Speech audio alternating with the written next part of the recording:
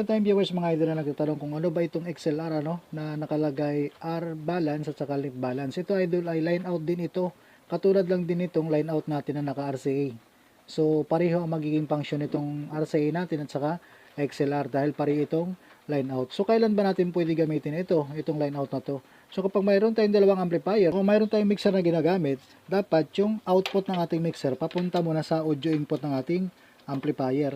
So yung output ng ating mixer dapat papunta muna dito sa audio input ng ating amplifier. So ito yung audio input niya, selector A or selector B.